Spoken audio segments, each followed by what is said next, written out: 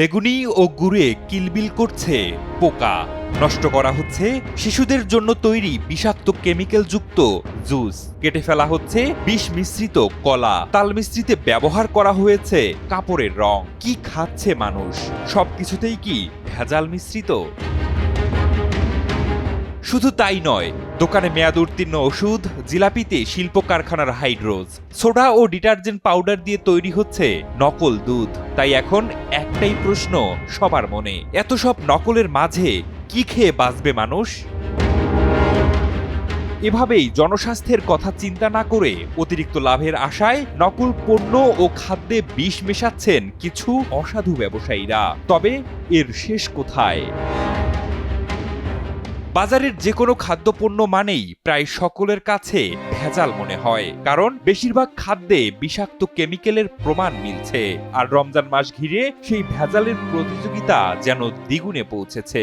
ইফতারের অন্যতম অনুষঙ্গ কলা, সেই কলা পাকাতে ব্যবহার করা হচ্ছে বিষাক্ত রাইফেন। অন্যদিকে জিলাপি চকচকে ও মচমচে করতে ব্যবহার করা হচ্ছে শিল্প কারখানার হাইড্রোজ, যা খেয়ে মানবদেহের কিডনি, লিভার যেমন ক্ষতিগ্রস্ত হচ্ছে, তেমনি বাড়ছে ক্যান্সারের ঝুঁকিও।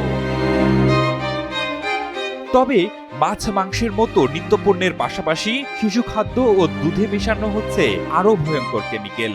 শিশুদের জন্য তৈরি জুস থেকে শুরু করে লজেন্স, ললিপপ সহ নানা উপকরণে মিলছে বিষাক্ত রাসায়নিক উপাদান। অন্যদিকে নিত্য প্রয়োজনীয় দুধ তৈরি হচ্ছে ডিটারজেন্ট এবং সোডা মিশিয়ে।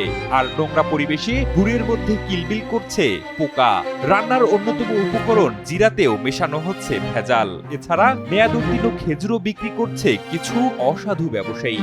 তাছাড়া শাকসবজি, ফল, মাংস, সেমাই, ঘি, তেল, মুড়ি সহ সবকিছুতেই ভেজালের মিশ্রণ সক্রিয় হচ্ছে। ফলে মানুষের মাঝে বিরাজ করছে আতঙ্ক। ফলের বাজারেও ভেজালের ছয়লাভ। ফরমালিন মিশিয়ে ফল সতেজ রাখছেন অনেকেই। তবে সবচেয়ে মারাত্মক স্বাস্থ্য ঝুঁকিতে ফেলছে প্রাণনাশকারী মেয়াদ উত্তীর্ণ ওষুধ।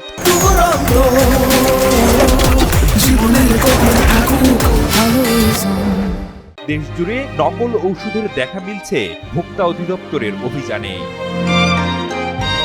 কোনো ধরনের পরীক্ষা নিরীক্ষা ছাড়াই জনস্বাস্থ্যের জন্য মারাত্মক ক্ষতিকর নানা উপকরণ, বিষাক্ত কেমিক্যাল ও রাসায়নিক রং মেশানো হচ্ছে খাবার পণ্যে। অনেক জায়গায় দেখা মিলছে আইন শৃঙ্খলা বাহিনীকে ফাঁকি দিয়ে অনুমোদন না নিয়ে নকল কারখানায় প্রস্তুত করা হচ্ছে এইসব নকল খাদ্যপণ্য। কোথাও বা দেখা মিলছে কৌশলে বাইরে তালা দিয়ে নোংরা পরিবেশে উৎপাদন করা হচ্ছে ভেজাল পণ্য। তাহলে একটা প্রশ্ন উঠেই যায়, মানুষ খাবে কি? খাদ্যপণ্যে ফরমালিন বা বিষাক্ত কেমিক্যাল এড়িয়ে চলা কি আদৌ সম্ভব? তবে আশার বাণী হলো, নকল পণ্য প্রতিরোধে দেশ জুড়ে সচেষ্ট হয়েছে ভোক্তা অধিকার সংরক্ষণ অধিদপ্তর সহ সংশ্লিষ্টরা।